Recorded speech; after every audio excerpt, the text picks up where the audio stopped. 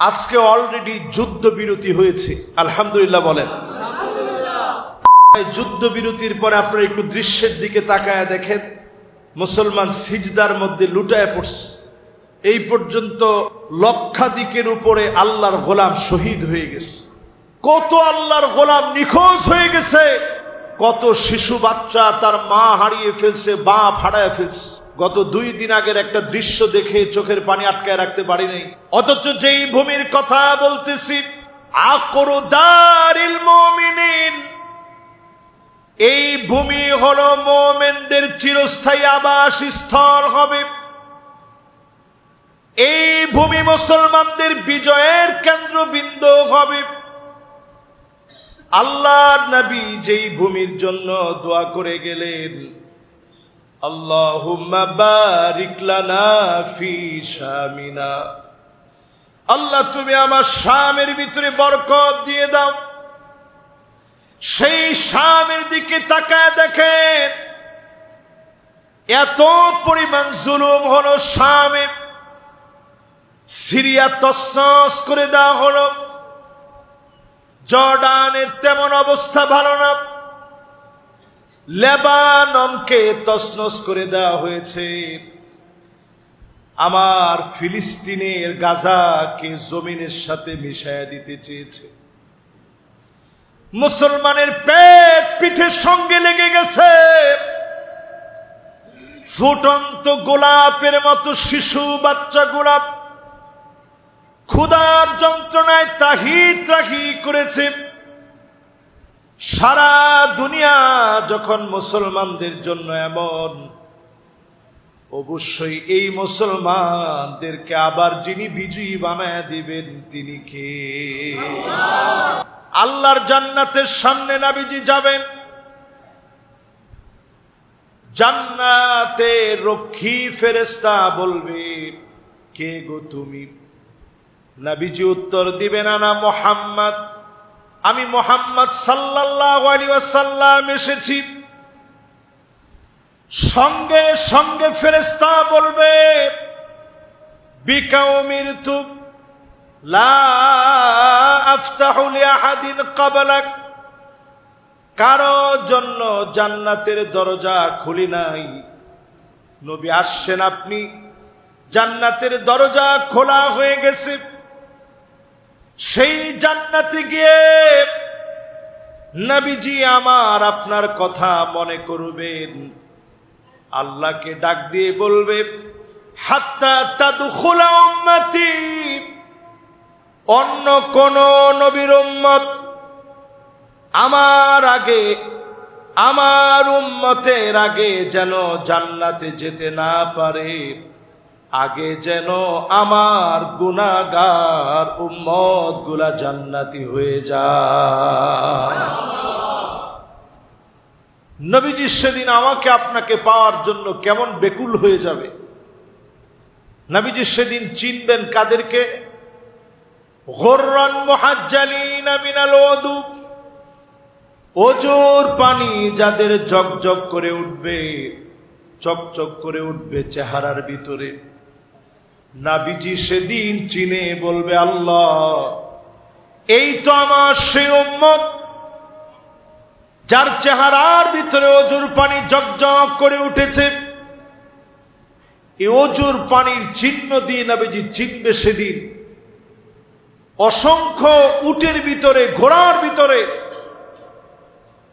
সাদা কপালওয়ালা ঘোড়া যেভাবে চিনা সহজ হয়, নবীজি সেদিন আমাদেরকে চিনবে কপালের ঝকঝকা পানিগুলা দিয়া, অজুর পানিগুলা দিয়া নবীজি চিনবে। জোরে কোন আল্লাহু আকবার। এটা মসজিদের ভিতরে মাহফিল হচ্ছে। আমি যদি আজকের এই মাহফিলে প্রশ্ন করি, আপনারা কি আজকে ফজর, সলাতুল জুমআহ, আসর, মাগরিব এবং ঈশা এই নামাজগুলোর সাথে পরিচিত ছিলেন? ইনশাআল্লাহর আওয়াজ হয়েছে মাত্র, মনে হয় এই দিক থেকে এই 3 জন ভাই বলছে। এর মধ্যে একজন আমাদের তাজুল ভাই, কি জানি নাম, মামুন ভাই আর খোরশেদ ভাই। এই তিনজন আমাদের সঙ্গে সঙ্গে মোটামুটি বলছে যে আলহামদুলিল্লাহ পরিচয় হয়েছে। তাহলে এবার বাকিদেরকে যদি প্রশ্ন করি নামাজটা ভালো না খারাপ? একজন মনে হয় খারাপ, এটার মধ্যেও ছিল। নামাজটা ভালো না খারাপ?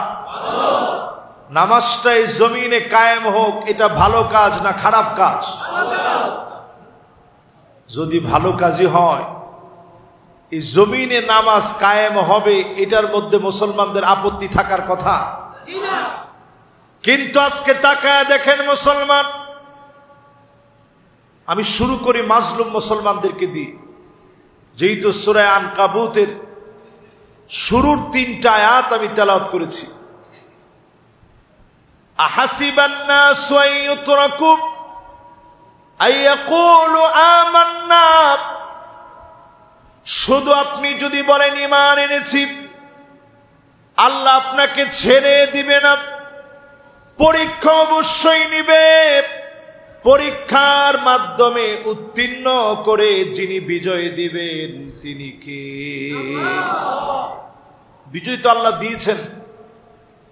বাংলাদেশে আজকের যেই দিনে আমরা বসে মাহফিল করছি, এখানে অনেক ভাইয়েরা আছে 16 বছর ঘরের ভিতরে ঘুমাইতে পারে নাই। ঠিকটা আর একটু আসতে কম। ঘরের ভিতরে ঘুমাইতে পারে নাই, থাকতে পারে নাই, ব্যবসা বাণিজ্য কিচ্ছু ছিল না,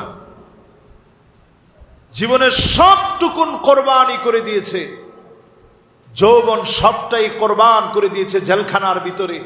অন্য কিছু তারা কামনা করে না, আল্লাহর কাছে তারা শুধু চায় এর বিনিময়ে যেন এই জমিনের দিন কায়েম হয়ে যায়। ঠিক কিনা বলেন? সেদিন বেশি দিন দূরে না, পরীক্ষা চলছে, আল্লাহ প্রদত্ত পরীক্ষা।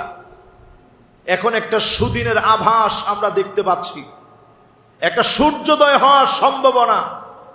এই সূর্যোদয়কে যদি আপনি আমি আল্লাহর কাছে চেয়ে যদি উদিত করতে পারি, যদি এই সূর্যোদয় মেঘের মধ্যে ঢেকে না যায়, সূর্য ওঠা যেমন সত্য, ঠিক তেমনি সত্য হচ্ছে বাংলার জমিনে কালেমার পতাকা উড্ডীন হবে, কোন জালেম আটকা দিতে পারবে না, পারবে না এবং পারবে না।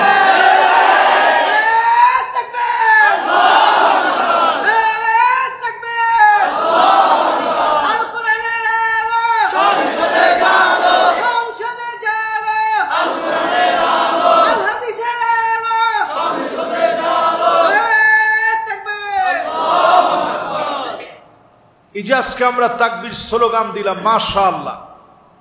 আপনি দেখেন তাকবীরের পাওয়ার কি।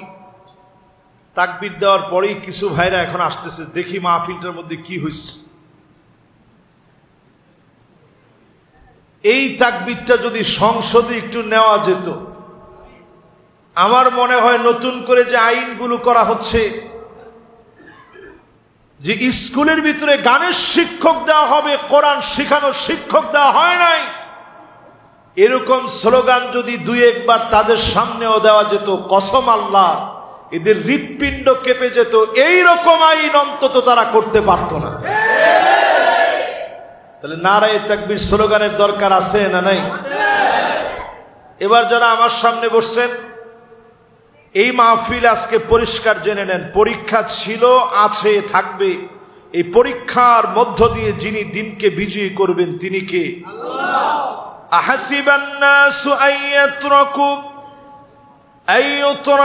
আইয়াকুলু আমান্না ওয়া হুম লা ইফতানুন, শুধুমাত্র আপনি ঈমান এনেছেন। আহাসিবান নাসু আইয়াতরাকু আইয়াকুলু আমান্না ওয়া হুম লা ইফতানুন, শুধু আপনি ঈমান এনেছেন এ কথা মুখে বললে হবে না, পরীক্ষা না হবে। এরপরে যিনি বিজয়ী বানায় দিবেন তিনি কে? আমরা ফিলিস্তিন থেকে শুরু করি। আজকে অলরেডি যুদ্ধ বিরতি হয়েছে, আলহামদুলিল্লাহ বলেন। গাজায় যুদ্ধ বিরতির পরে আপনারা একটু দৃশ্যের দিকে তাকায় দেখেন, মুসলমান সিজদার মধ্যে লুটায় পড়ছে। এই পর্যন্ত লক্ষাধিকের উপরে আল্লাহর গোলাম শহীদ হয়ে গেছে। কত আল্লাহর গোলাম নিখোঁজ হয়ে গেছে, কত শিশু বাচ্চা তার মা হারিয়ে ফেলছে, বাপ হারায় ফেলছে। গত 2 দিন আগের একটা দৃশ্য দেখে চোখের পানি আটকায় রাখতে পারি নাই। ছোট একটা বাচ্চাকে কাঁধের উপরে চড়ায়া আপন ভাই তার ছোট ভাইরে কাঁধের মধ্যে নিয়ে দৌড়াচ্ছে আর চিৎকার করতেছে আল্লাহ আল্লাহ বলে। অথচ যেই ভূমির কথা বলতেছি, আকরু দারিল মুমিনিন, এই ভূমি হলো মুমিনদের চিরস্থায়ী আবাসস্থল হবে। এই ভূমি মুসলমানদের বিজয়ের কেন্দ্রবিন্দু হবে। আল্লাহর নবী যেই ভূমির জন্য দোয়া করে গেলেন, আল্লাহুম্মা বারিক লানা ফি শামিনা, আল্লাহ তুমি আমার শামের ভিতরে বরকত দিয়ে দাও। সেই শামের দিকে তাকায় দেখেন এত পরিমাণ জুলুম হলো শামে। সিরিয়া তছনছ করে দেওয়া হলো, জর্ডানের তেমন অবস্থা ভালো না, লেবাননকে তছনছ করে দেওয়া হয়েছে। আমার ফিলিস্তিনের গাজাকে জমিনের সাথে মিশায়া দিতে চেয়েছে। মুসলমানের পেট পিঠের সঙ্গে লেগে গেছে। ফুটন্ত গোলাপের মতো শিশু বাচ্চা গোলাপ ক্ষুধার যন্ত্রণায় ত্রাহি ত্রাহি করেছে। সারা দুনিয়া যখন মুসলমানদের জন্য এমন, অবশ্যই এই মুসলমানদেরকে আবার যিনি বিজয়ী বানায় দিবেন তিনি কে? নিশ্চিত আজকে লিখে রাখেন, আপনারা আপনাদের চোখে দেখবেন 8টা কন্ডিশনের পরে আল্লাহ তাআলা মুসলমানদেরকে বিজয় দেন। একটু আওয়াজ করে বলেন কয়টা? এই 8টা কন্ডিশন বাংলাদেশের জন্য আমরা পূরণ করছি। ফিলিস্তিন তো বহু আগেই পূরণ করেছে, এখন আল্লাহর পক্ষ থেকে সাহায্য আসার বাকি মাত্র। 8টার ভিতরে প্রথমটা হলো আল ঈমান আস-সাদিক, সত্য ঈমান নিয়ে যদি ময়দানে আপনি নামেন, ঈমানের জন্য ফাঁসি হবে, জেল হবে, জুলুম হবে, নির্যাতন হবে। সত্য ঈমান নিয়ে যদি টিকে থাকতে পারেন, অবশ্যই যিনি বিজয় দান করে দিবেন তিনি কে? নবীর জীবন থেকে শুরু করে একা একটা দাওয়াত নিয়ে নবীজি খাদিজা রাদিয়াল্লাহু তাআলা আনহার কাছে আসছে। খাদিজা রাদিয়াল্লাহু তাআলা আনহা এক বাক্যে বলছেন, আপনি কোনোদিন মিথ্যা বলতে পারেন না, আপনি কখনো কারো হক নষ্ট করেন নাই নবী। অল্প কয়েকজন কালেমা পড়েছে, তার মধ্যে আবু বকর কালেমা পড়ে ফেলেছে, উপাধি হলো সিদ্দিক। আবু বকর তো তিনি যিনি কাবার চত্বরে নবীজিকে যখন কাফেররা সেজদা দিতে দেয় না, আল্লাহ নবীর কলার ধরে যখন উঁচা করে ফেলেছে, নবীজির মাথার উপরে বুড়ি চাপায় দিয়েছে, আল্লাহ নবী যখন সহ্য করতে পারে না, আবু বকর দৌড়ে এসে নিজের জীবনটা বাজি রেখে নবীজিকে সারায় নিলেন। আবু বকরের চোখের মধ্যে এমন আঘাত করা হয়েছে, আজকে যেই জায়গার ভিতরে তাওয়াফ করেন, এই জায়গায় আবু বকরের চোখ থেকে টপ টপ করে রক্ত ঝরেছে। হযরতে বিলালকে বেদে পিটানো হয়েছে, সুমাইয়া রাদিয়াল্লাহু তাআলা আনহাকে শহীদ করে দেওয়া হয়েছে এই মসৃণ জায়গার ভিতরে, যেখানে আপনি তাওয়াফ করেন। এই জায়গার ভিতরে নবীজির সাহাবীরা কত রক্ত ঝরিয়েছে। এই জায়গাকে যিনি উর্বর করে কবুল করে নিয়েছেন তিনি কে? এবার একটু আপনি হিসাব মিলায় দেখেন, যুগে যুগে সকল জায়গার ভিতরে পরীক্ষা আসে। আইয়ুতরাকু আইয়াকুলু আমান্না লা ইফতানুন, পরীক্ষা ছাড়া ঈমান সত্য হয় না, পরীক্ষা দেওয়া লাগে। বাংলাদেশে অনেক বড় পরীক্ষা গিয়েছে, আমরা তেমন ঈমানের অধিকারী হতে পারি নাই। অনেকে হাত দিয়ে দিয়েছে আল্লাহর রাহে, অনেকে পা দিয়ে দিয়েছে আল্লাহর রাহে, অনেকের বুক জাজরা করে দিয়েছে, অনেককে শেষ করে দেওয়া হয়েছে, শহীদ করে দেওয়া হয়েছে। শহীদ আব্দুল মালিক ভাইকে ড্রিল মেশিন দিয়ে মাথা ছিদ্র করে দেওয়া হয়েছে। এই শাহাদতের নজরানার মধ্য দিয়ে, ফাঁসির দড়ির মধ্য দিয়ে বারবার প্রমাণ হয়েছে, সঠিক ঈমান নিয়ে যদি কাজ করেন, যিনি বিজয় দান করে দিবেন তিনি কে? 8 কন্ডিশনের ভিতরে প্রথম কন্ডিশন হচ্ছে সত্য ঈমান লাগবে। জোরে বলেন, কেমন ঈমান? সত্য ঈমান মানে কি? মান ক্বালা লা ইলাহা ইল্লাল্লাহ খালিসান মিন কলবিহি আও নাফসিহি, মন থেকে যদি আপনি কালেমা পড়েন, আজকে যদি কালেমা পড়লেন, আজকে যদি আপনি নও মুসলিম ইসলাম গ্রহণ করলেন, সত্য ঈমানের অধিকারী যদি হতে পারেন, অবশ্যই যিনি মাফ করে দিবেন তিনি কে? এখন যারা বহু পুরানো ঈমানদার, সত্যিকারের ঈমানদার হতে পারেন না, আজ আল্লাহর কাছে তওবা করেন, মন থেকে খাঁটি দিল নিয়ে আল্লাহর সামনে দাঁড়ায় তওবা করেন, আপনাকেও যিনি মাফ করে কবুল করে নিবেন তিনি কে? 1 নাম্বার। তারপরে 2 নাম্বার, আত-তাদহিয়া, দিন বিজয়ের জন্য কোরবানি লাগবে। জোরে কোন, কি লাগবে? কোরবানি মানে শুধু খালি গরু কোরবানি দেওয়া না, কোরবানি মানে শুধু খাসি কোরবানি দেওয়া নয়। কোরবানি মানে এমন হতে পারে, ইব্রাহিম আলাইহিস সালাম যেমন স্বীয় সন্তানের গলায় ছুরি চালায় দিয়েছে, জালেম আপনাকে ছুরি চালায় দিতে পারে, কিন্তু আপনি কোরবানি দিবেন, জালেমের সামনে মাথা নত হতে দিবেন না। ঠিক কিনা বলেন? এর নাম কোরবানি। এই কোরবানি অনেকে দিস,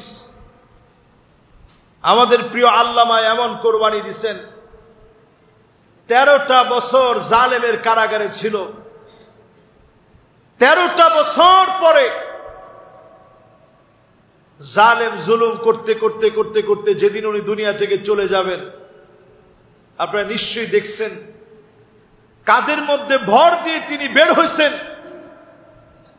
কিন্তু ওনার ঠোঁটের কোণায় একটা জান্নাতি মুস্কি হাসি ছিল।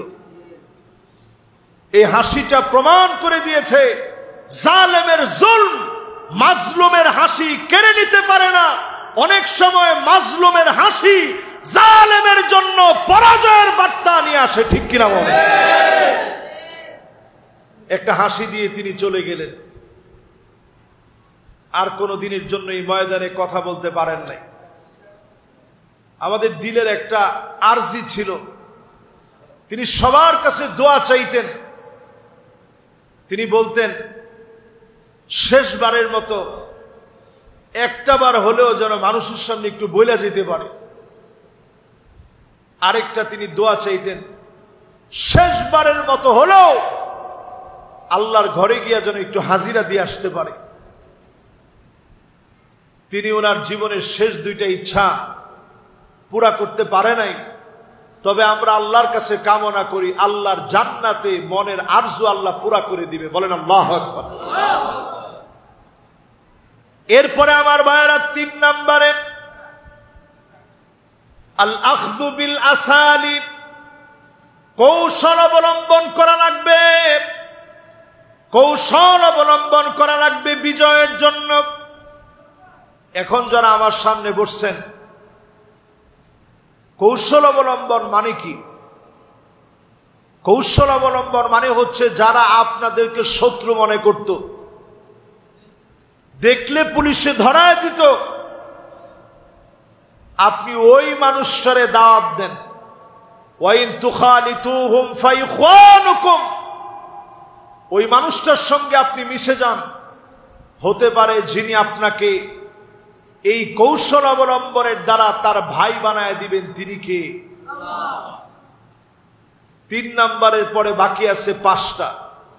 আপনাদের কষ্ট হচ্ছে? 4 নম্বরে প্রিয় ভাইয়েরা আমার, তাগলিবুত তাকসির, আত-তাগাল্লুবু বিত-তাকসির, ইবাদত বন্দেগীতে আগায়া থাকা লাগবে। ফিলিস্তিনের ভাইদের অন্য কোন অস্ত্র নাই, তেমন কিছুই তাদের কাছে নাই, কিন্তু আপনি দেখবেন রাত জেগে মালিকের কাছে তারা চাচ্ছে। অচিরেই দেখবেন যিনি চিরস্থায়ীভাবে বিজয় দিবেন তিনি কে? একটা ক্ষণিকের যুদ্ধ সমাপ্তির ঘোষণা হয়েছে মাত্র, এটা কিন্তু থেমে থাকবে না। আমাদের বাংলাদেশের সম্পদ, মানবাধিকার কর্মী, শহীদুল আলম, আল্লাহ পাক তাকে পৃথিবীর সাক্ষী বানায় দিয়েছে। ইসরায়েলের হানাদাররা তাকে অ্যারেস্ট করে নিয়ে গিয়েছিল, তারে ধরে রাখতে পারে নাই, তাকে ছেড়ে দিতে বাধ্য হয়েছে। বলেন আল্লাহু আকবার। জলদস্যু হায়না, মানবতার সবচেয়ে বড় দুশ্মন, নিকৃষ্ট শয়তান ইসরায়েলের পাপিষ্টরা তাকে ধরে নিয়ে গেছিল। তিনি লাইভের মধ্যে পরিষ্কার বলেছিলেন, সবাই সজাগ হয়ে ফিলিস্তিন রক্ষার জন্য ঝাঁপায় পড়েন। আমার তো মনে হয় এইরকম একজন মানবাধিকার কর্মী আল্লাহ পাক তাকে বিজয়ের জন্য কবুল করে ফেলেছে। বলেন আল্লাহু আকবার। এখন যুদ্ধবিরতি চলতেছে, সেখানে ওনাকে অলরেডি ছেড়ে দেওয়া হয়েছে। তিনি তুরস্কে অবস্থান করছেন। এই প্রেক্ষাপট দেখে আমার কাছে মনে হচ্ছে সেই দিন বেশি দূরে না, সারা দুনিয়া ইসরায়েলকে বয়কট করবে। আল্লাহর নবী বলেছেন, একটা পাথর পর্যন্ত বলবে ওরা ইহুদি, আমার পিছনে ইহুদি লুকায় আছে, উক্তুলহু, তার গর্দানটা উড়ায় দাও। দিক দিগন্তে একটা জায়গাতেও ইহুদিদের স্থান হবে না, হবে না, হবে না। শুধু একটা মাত্র গাছ যেটা ইহুদিদের পরিচয় বলবে না, এই গাছের নাম হচ্ছে গরকদ। গরকদ নামক এই গাছ ইহুদিদের পরিচয় গোপন রাখবে, আর সব তাদের পরিচয় বলে দিবে। প্রিয় ভাইরা আমার, এর দ্বারা বোঝা যায় ইহুদিরা এতটাই নিকৃষ্ট, দুনিয়ার সব সৃষ্টি ইহুদিদেরকে মানুষের সামনে সেদিন উন্মুক্ত করে দিবে। সব সৃষ্টি সেদিন ইহুদিদের পরিচয় উন্মুক্ত করে দেওয়ার কারণে সবাই সেদিন ইহুদিদেরকে চিহ্নিত করবে, শুধু গরকদ গাছ ছাড়া। বর্তমানে ইসরায়েল সবচেয়ে মেগা প্রজেক্ট হাতে নিয়েছে, বিলিয়ন বিলিয়ন টাকা খরচ করে শুধুমাত্র গরকদ গাছ তারা লাগাচ্ছে। তাদের মনের একটা চিন্তা হলো যে গরকদ গাছ বেশি করে লাগাই, তাইলে অন্তত যেদিন মুসলমানরা ক্ষেপে আসবে পাথর বলে দিবে, গাছের পিছনে যদি লুকায় থাকি অন্তত বাঁচা যাবে। কিন্তু অবশ্যই যেখানে তারা লুকায় থাকুক, অবশ্যই তাদেরকে চিহ্নিত করে যিনি তাদেরকে হারায় দিবেন, মুসলমানদেরকে বিজয়ী বানায় দিবেন তিনি কে? আল্লাহ। চতুর্দিক থেকে মুসলমানদেরকে আল্লাহ বিজয়ী বানাবেন। আমরা কয় নাম্বার বলতেছিলাম আপনাদের খেয়াল আছে? কয় নাম্বার? 1 নাম্বার বলেন তো কি লাগবে? সত্য ঈমান। কি ঈমান? 2 নাম্বার কি লাগবে? হ্যাঁ, কোরবানি লাগবে। কি লাগবে? কোরবানির পরে 3 নাম্বার বলছিলাম কৌশল অবলম্বন করা লাগবে। 4 নাম্বারে বলছিলাম আত-তাগাল্লুব আলা তাকসির, আমাদেরকে অবশ্যই ইবাদতে এগিয়ে আসতে হবে।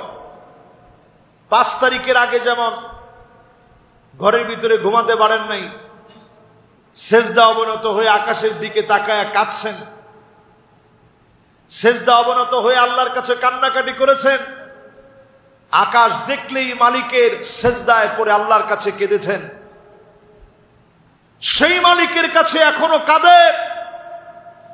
বাংলাদেশের পরিস্থিতি ভালো হয়ে যায় নাই। বাংলাদেশের পরিস্থিতি ভালো হওয়ার পথে যদি এই জায়গায় মিস্টেক হয়ে যায়, এমন সময় আসবে ইখতিলাফ করার, মতানৈক্য করার সময় পাবেন না, মাথা কেটে নেওয়া হবে, টুপি পরার মতো সময় থাকবে না। ঠিক কিনা বলে?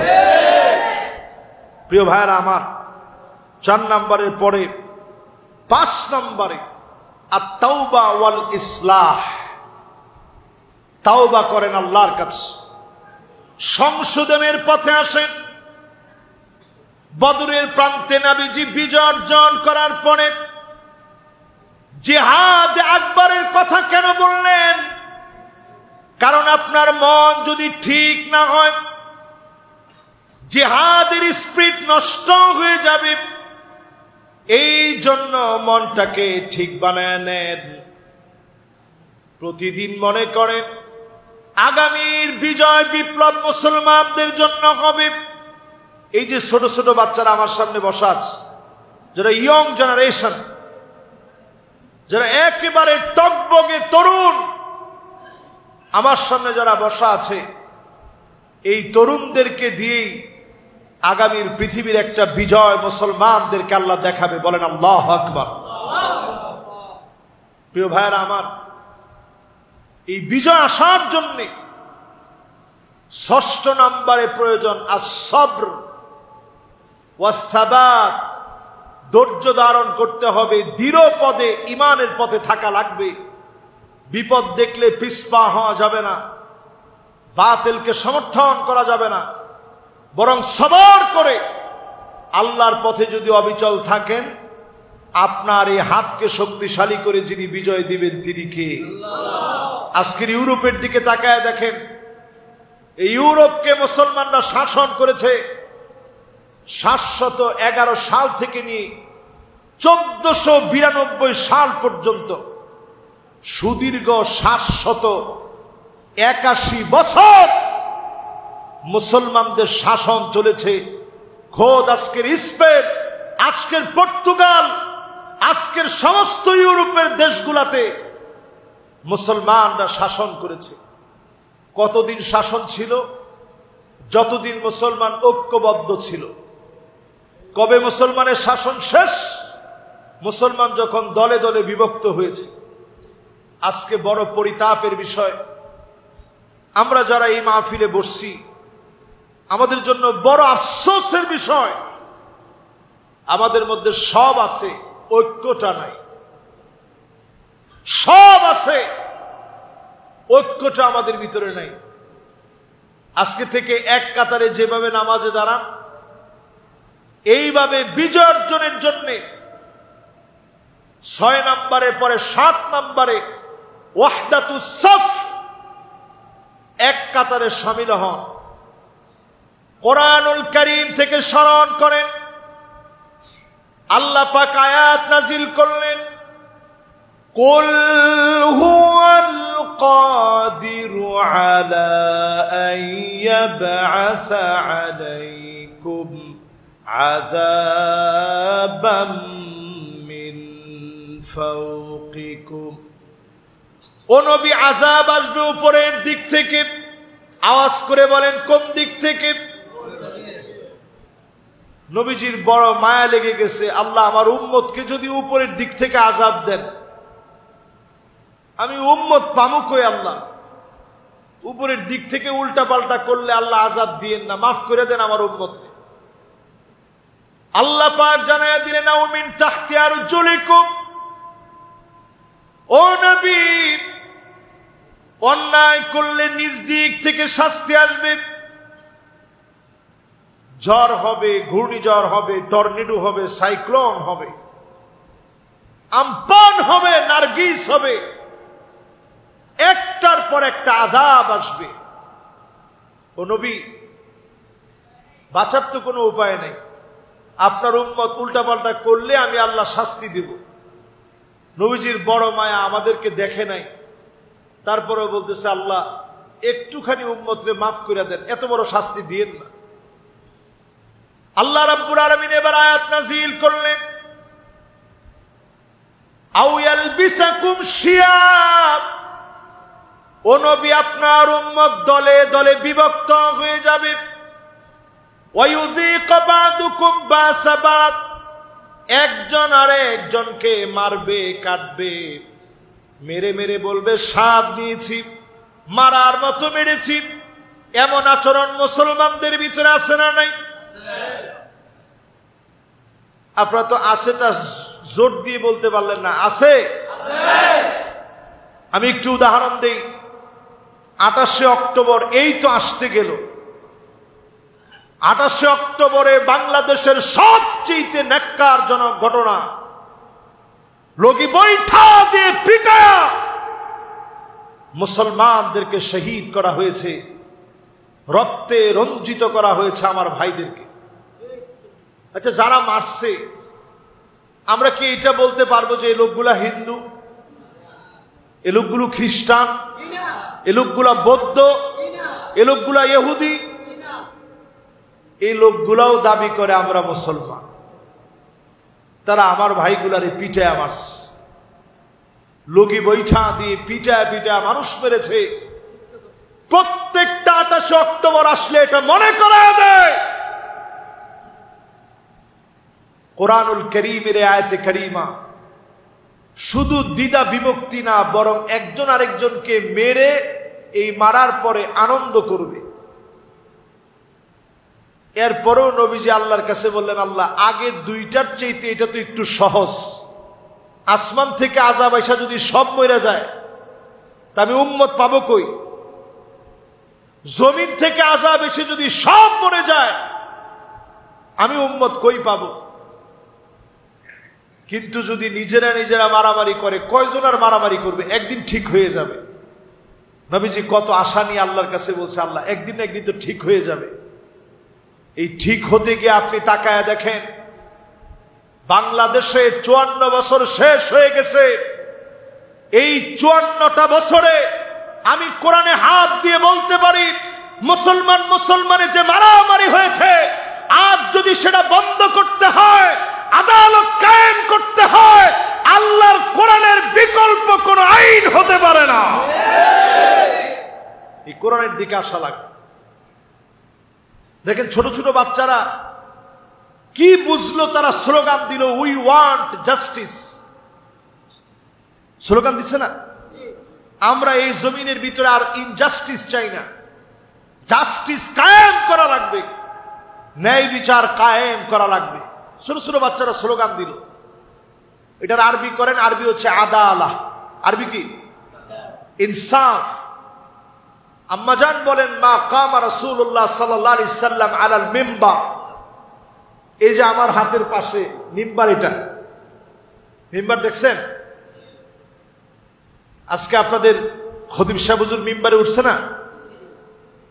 আম্মাজান বলতেছেন, মা কামা রাসূলুল্লাহ সাল্লাল্লাহু আলাইহি সাল্লাম আলাল মিম্বার।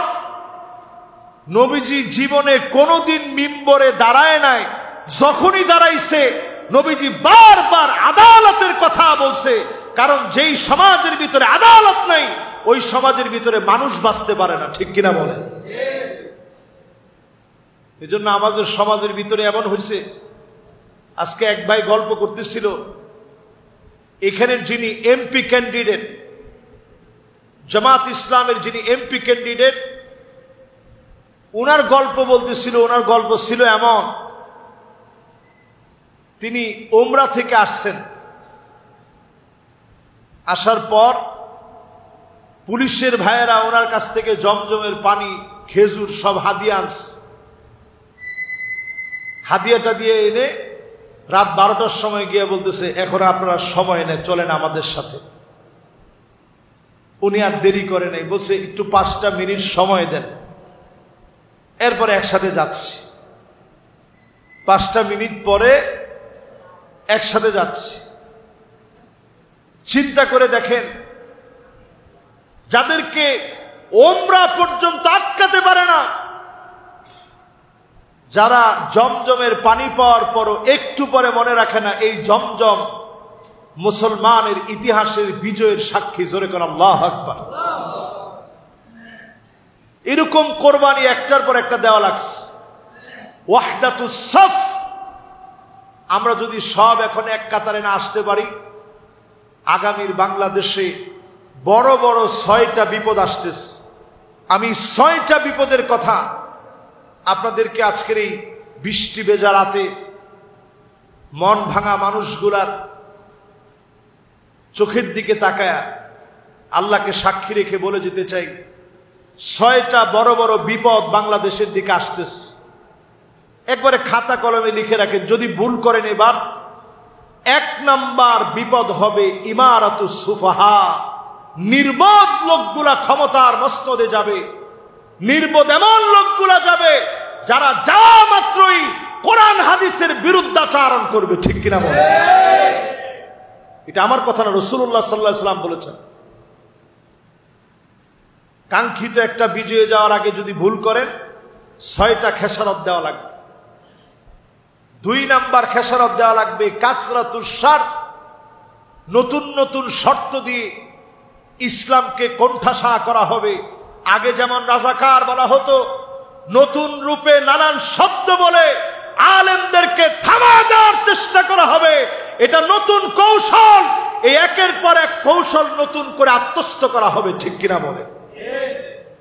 এটা 2 নাম্বার আমাদের উপরে অর্পিত আযাব।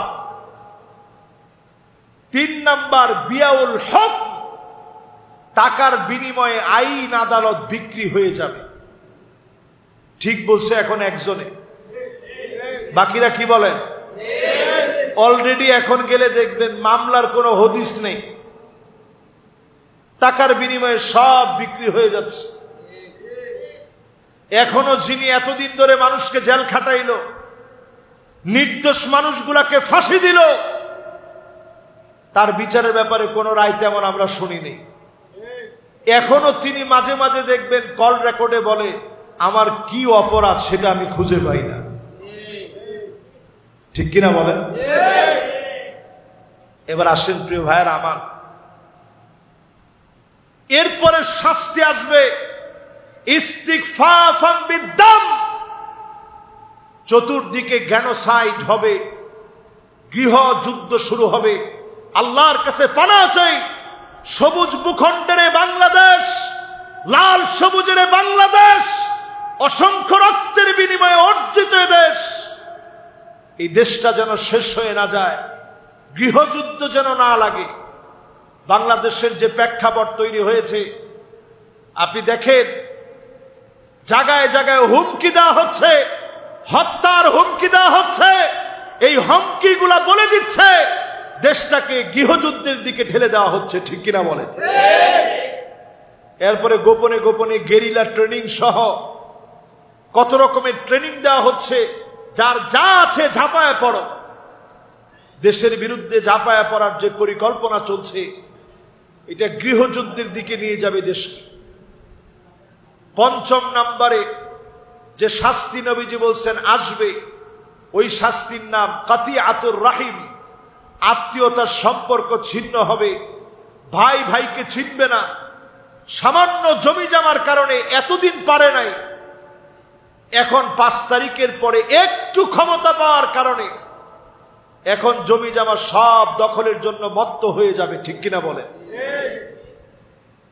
6 নম্বরে প্রিয় ভাইরা আমার, আকাল্লুহুম ফিকহান, বুঝের দিক থেকে যাদের বুঝ নাই, জ্ঞান নাই, এরা একটা সময় দেখবেন চেয়ারে বসে গেছে। এই 6টা শাস্তি দুনিয়ার দিকে আসতেছে। বাংলাদেশের দিকে বিশেষ করে এই 6টা শাস্তি আসছে যদি সিদ্ধান্ত নিতে ভুল করেন। এবার আসেন শেষ কথায়, আজকে আপনাদেরকে 8টি ফর্মুলায় বিজয় আসবে সেটা বলছিলাম। ওয়াহদাতুস সফ পর্যন্ত ছিলাম, এক কাতারে আসা লাগবে। এরপরে প্রিয় ভাইরা আমার, তাওয়াজ্জুহুল কুলুব ইলাল্লাহ, অন্তরগুলাকে আল্লাহর দিকে নিয়ে আসেন, আল্লাহর দিকে মুতাওয়াজ্জে হয়ে যান।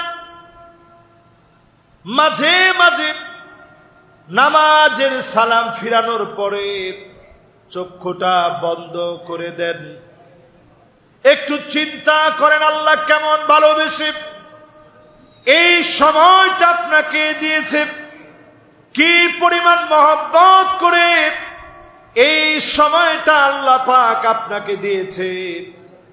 যদি আপনি চিন্তা করতে পারেন, মন দিয়ে যদি আপনি উপলব্ধি করতে পারেন, হতে পারে আপনি বিজয় দেখে যেতে পারেন নাই, এর আগে মালিক কবুল করে ফেলেছে, কিন্তু অবশ্যই যিনি আপনাকে বিজয়ের সওয়াব দিয়ে দিবেন তিনি কে?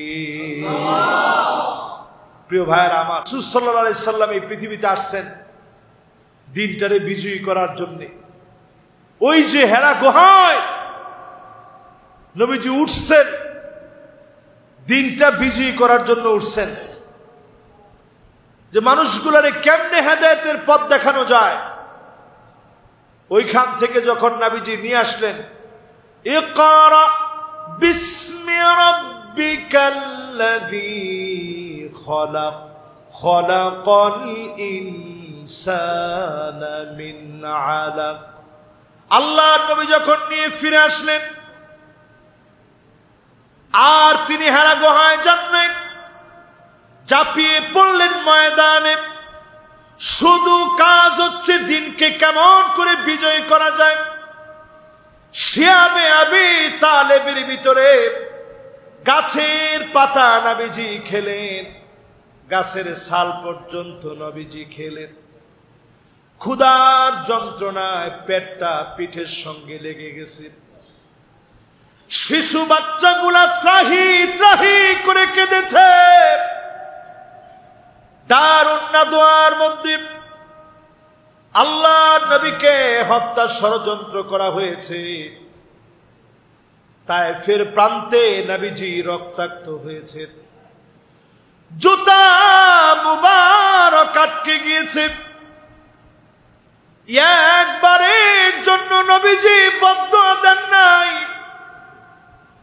আল্লাহর নবী বারবার আল্লাহর কাছে বলেছি, ইন্নী লান উবআস লাআন,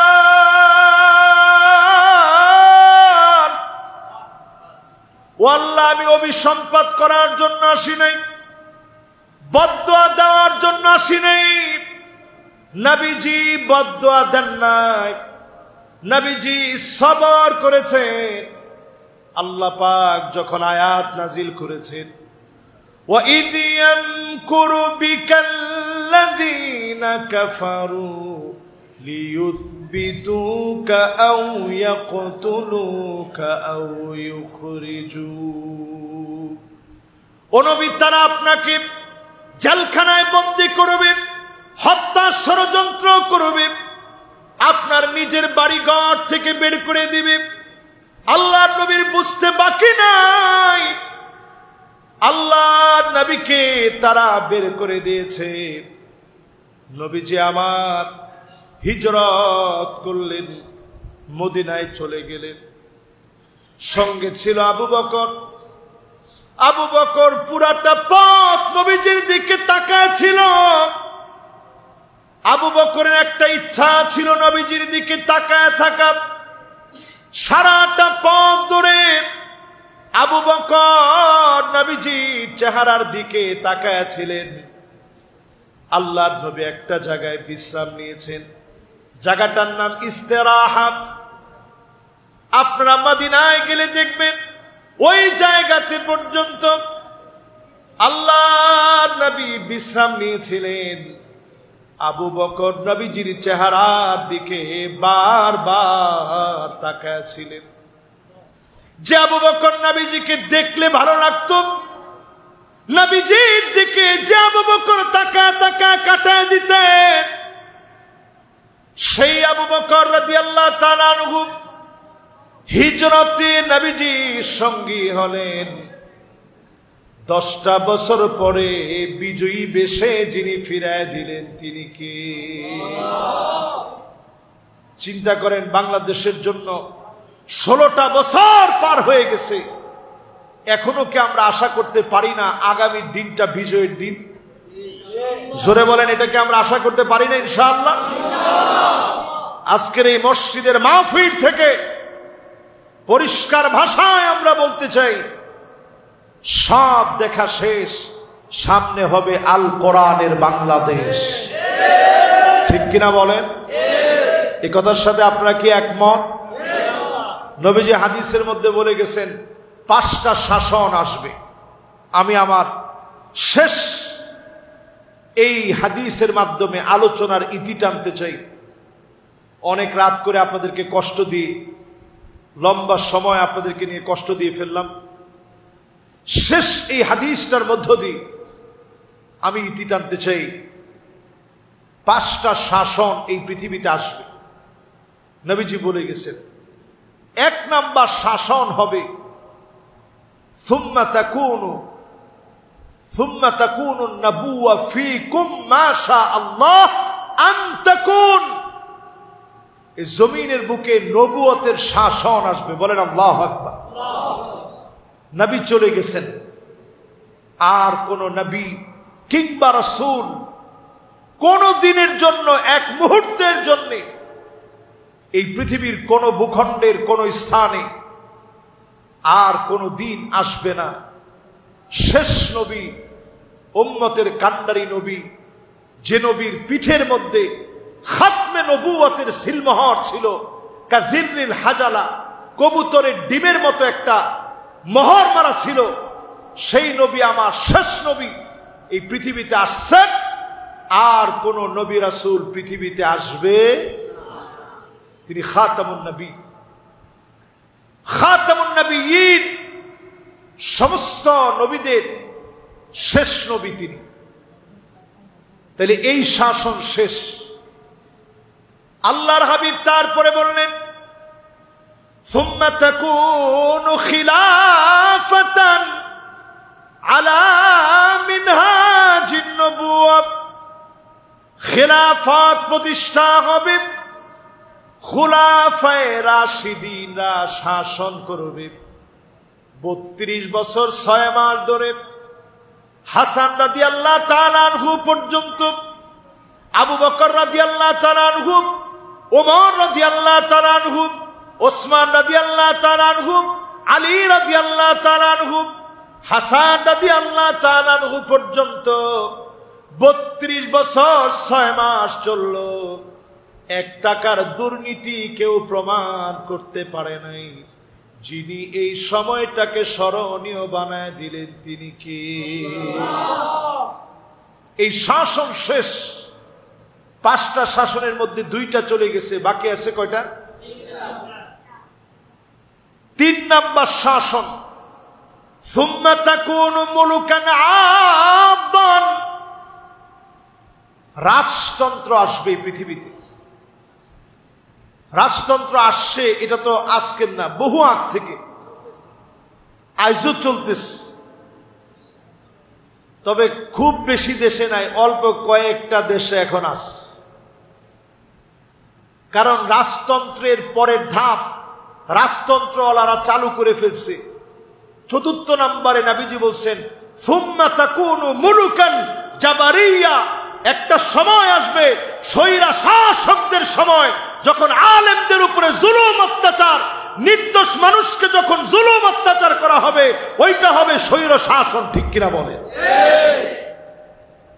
তাহলে রাজতন্ত্র থেকে অলরেডি জুলুমতন্ত্র আর স্বৈরাতন্ত্রের বিচার আমরা দেখছি।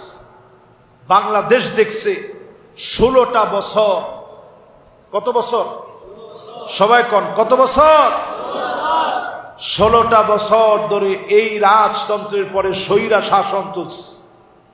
ওইটাও কাইন্ড অফ রাজতন্ত্র, শুধু নিজের নিজের নাম, নিজের পরিবারের নাম। চলতে চলতে নবীজি বলছেন সুম্মা ইয়ারফাউহাল্লাহ, এরপরে আল্লাহ টেনে উঠায় নেবেন।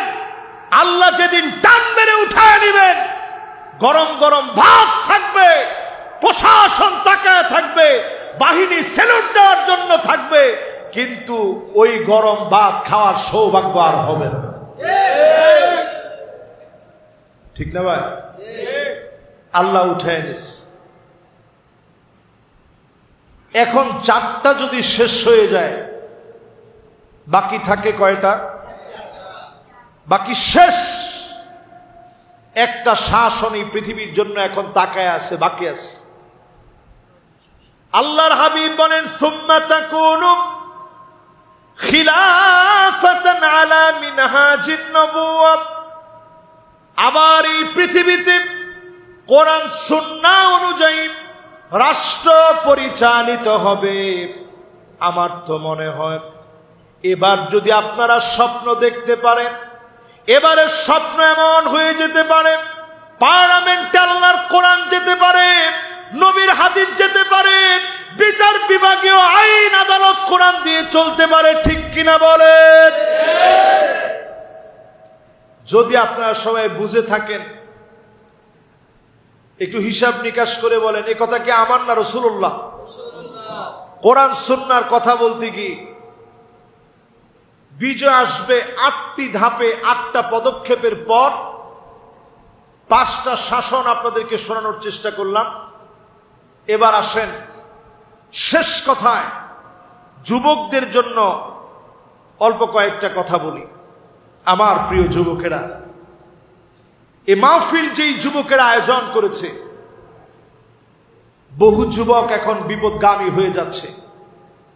যুবকদের বিপদগামী হওয়ার অন্যতম হাতিয়ারের নাম ফ্রি ফায়ার আর পাবজি। আর একটু আসতে বলেন। যুবকদের বিপদগামী হওয়ার অন্যতম হাতিয়ারের নাম ফ্রি ফায়ার, পাবজি। এরপর যুবকদের ধ্বংস হওয়ার আরো একটি হাতিয়ারের নাম, যে সমস্ত মুভির সাইটগুলো আছে, আল্লাহর ঘর মসজিদ যেহেতু সব কথা আমি এখানে উচ্চারণ করলাম না, যেই সমস্ত মুভির সাইটগুলো আছে, হেরোইন, আফিম, প্যাথেডিন, মেরিজুয়ানা, ইয়াবার চাইতে মারাত্মক হচ্ছে এমন কিছু মুভিতে প্রবেশ করা, যেটা মস্তিষ্ককে ক্রমে ক্রমে ঘুণে ধরার মতো হঠাৎ করে মস্তিষ্ককে একেবারে ধ্বংস করে ফেলে, ব্রেন স্ট্রোক হয়। আজকের পৃথিবী বলছে এই যে ব্রেন স্ট্রোকের পরিমাণ বেড়ে যাচ্ছে, এর অন্যতম একটা কারণ হচ্ছে এই পর্ন মুভিগুলো আসক্তির কারণে আজকে আমাদের যুব সমাজ ছোটবেলাতেই ধ্বংস হয়ে যাচ্ছে। জরিপ চালায় দেখা গেছে 5-6 ছোট ছোট বাচ্চারা, কোমলমতি এ সমস্ত বাচ্চারা এগুলোতে আসক্ত হচ্ছে। এর জন্য অন্যতম দায়ী হচ্ছে তাদের অভিভাবকেরা। তারা নিজেরা নিজেদের চরিত্র ভালো বানাতে পারে নাই। এজন্য আজকের এই মোবারক আয়োজন থেকে বলবো, যুবকেরা তোমরা তোমাদের নিজেদেরকে ব্যতিক্রম বানাও। তারেক বিন জিয়াদ সামান্য এক উদ্যমী যুবক ছিল, যিনি 7,000 বাহিনীকে একত্রিত করছেন। কত হাজার? আজকে যদি আমাদের মাহফিলটা আল্লাহর উপরে ভরসা করে যদি মাঠে হইতো, কত যুবকরা আসতো? 7,000 যুবককে একত্রিত করেছে তারেক বিন জিয়াদ। একত্রিত করে যখন ইউরোপ বিজয় করার জন্য গিয়েছে, আমি নিজে এবার সেই জায়গায় গেছি। মরক্কোর তানজা নামক জায়গায় আটলান্টিক মহাসাগরের এক একটা ঢেউ মনে হচ্ছে 20 তলার উপর দিয়ে যাবে। ওই জায়গায় দাঁড়ায়া তারেক বিন জিয়াদ তার সৈন্যবাহিনীকে বলতেছিল, ও আমার ভাইয়েরা, ভয় পাওয়ার কোনো কারণ নাই। এই সমুদ্রের ঢেউগুলা আমাদের কথা শুনবে যদি আমরা আল্লাহর গোলাম হতে পারি। আল্লাহু আকবার। তারেক বিন জিয়াদের চোখে মুখের সাহস দেখে সেই সমস্ত ইউরোপিয়ানরা বলতেছিল, ইন্না রাআইনা কওমান মা তারিক বিন জিয়াদ লাউ আরাদু আন ইয়াখলা আল জাবাল লাখালাউ। তারিক বিন জিয়াদের সঙ্গে যারা ছিল এদের চোখে মুখে আমরা এমন উদ্দীপনা দেখেছি, এরা যদি পাহাড়কে ডাক দিয়ে বলতো, পাহাড় তুমি সরে যাও, সমুদ্রের ঢেউগুলা থেমে যাও, পাহাড় সরে যেত, ঢেউগুলা থমকে যেত। আল্লাহু আকবার। তারা ছিলেন সেই যুবক।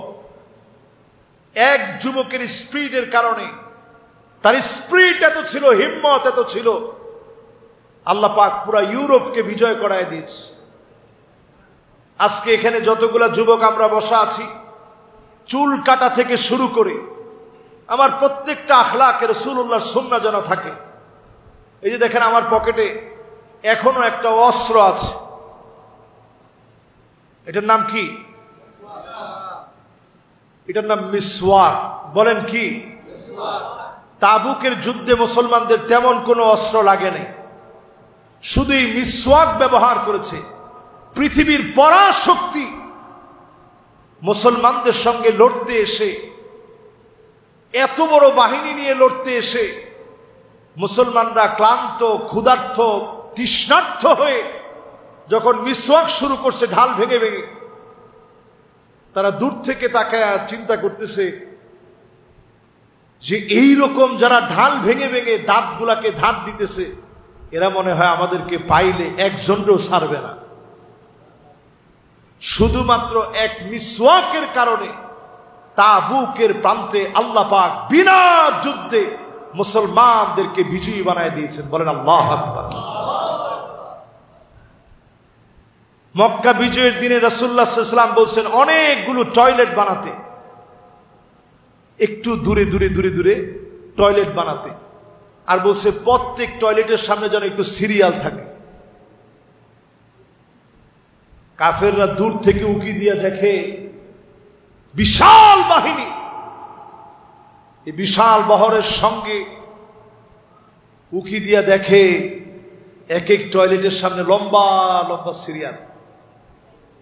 দেখে তারা চিন্তা করছে, বাপরে বাপ, কি পরিমাণ আসছে, আর কি পরিমাণ লম্বা লম্বা সিরিয়াল। তাহলে ঘরের ভিতরে না জানি কি অবস্থা, বাইরে যদি এমন সিরিয়াল হয়, ভিতরে না জানি কি অবস্থা, আশেপাশের গার্ড না জানি কেমন আছে। এই রণকৌশলের কারণে আল্লাহ রাব্বুল আলামিন কাফেরদের মনে একটা ভয় ঢুকায় দিলেন। রাসূল করিম সাল্লাল্লাহু আলাইহি সাল্লাম বক্তব্য দিলেন। বক্তব্য দিয়ে নবীজি বললেন, লা তাসরিবা আলাইকুমুল ইয়াউম, আজকে তোমাদের উপরে কোনো প্রতিশোধ নাই। আনতুমুত তুলাকা, তোমরা আজকে স্বাধীন। সদ্য প্রসূত একটা শিশু বাচ্চা, নবজাতক একটা শিশুর যেমন স্বাধীনতার কোনো চিন্তা করতে হয় না, তার খালা চিন্তা করে, তার ফুফু চিন্তা করে, তার মা তো চিন্তা করবেই, তার বাপ তো চিন্তা করবেই, সবাই মিলে যেমন তাকে খুশি রাখতে ব্যস্ত হয়ে যায়, তোমাদেরকে খুশি রাখতে আমরা সবাই ব্যস্ত, তোমাদের নিজের চিন্তা করা লাগবে না। সুতরাং আমাদের ওই ভাইদেরকে বলতে চাই, হিন্দু ভাইয়েরা যারা আছে, খ্রিস্টান যারা আছে, বৌদ্ধ যারা আছে, মুসলমানদের কোরআন যদি ইস্টাবলিশড হয়, আপনাদের স্বাধীনতার চিন্তা করা লাগবে না। ঠিক কিনা বলে? প্রিয় ভাইয়েরা আমার, যুবকদেরকে আগামী দিনে দায়িত্ব নিতে হবে। তোমরা কেমন যুবক হতে হবে? এমন যুবক হতে হবে যারা নিজেদেরকে ব্যতিক্রম বানাবে, যারা নিজেদেরকে ব্যতিক্রম বানাবে আখলাকের সাথে। ছোট ছোট বাচ্চাদের দিকে দেখে তোমাদের হৃদয় সবচেয়ে ব্যথিত হওয়ার কথা।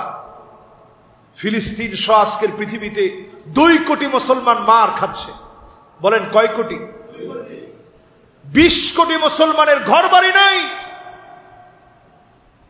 ওয়ার্ল্ডের কত জায়গার ভিতরে মুসলমানের ঘুমানোর কোনো জায়গা নাই, মাথার উপরে ছাদটুকুর নাই। আল্লাহ তাআলা আজকের এই দিনে আমাদেরকে কত সুন্দর দিন দিয়েছে। আমাদের দেশে এমন ছিল,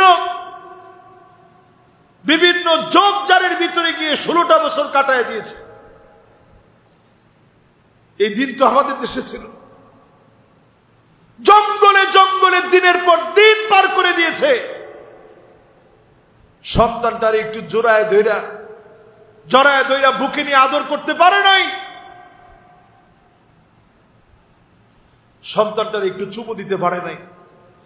মায়ের লাশ দেখতে আসছে, তাই না হেসরায় নিয়ে গেছে, জানাজা শেষ, একটু তাকায় থেকে মায়ের কবরটা দেখে যেতে পারেনি। এই দিন আমাদের দেশে গেছে। দিক দিগন্তে আল্লাহ পাক যেই পরীক্ষা নিলেন, فَلَيَعْلَمَنَّ اللَّهُ الَّذِينَ صَدَقُوا وَلَيَعْلَمَنَّ الْكَاذِبِينَ। অবশ্যই আল্লাহ দেখলেন ঈমানের পথে কারা সত্যবাদী হয়েছে, ঈমানের পথে কারা সত্যবাদী ছিল, কারা সত্যবাদী থাকবে নিশ্চয়ই, কারা মিথ্যাবাদী ছিল, সুযোগ সন্ধানী ছিল। আজকে যদি ঈমানের পরীক্ষায় যুবকেরা উত্তীর্ণ হতে পারে, আল্লাহর কসম বাংলাদেশে দৃশ্য যিনি পাল্টায় দিবেন তিনি কে?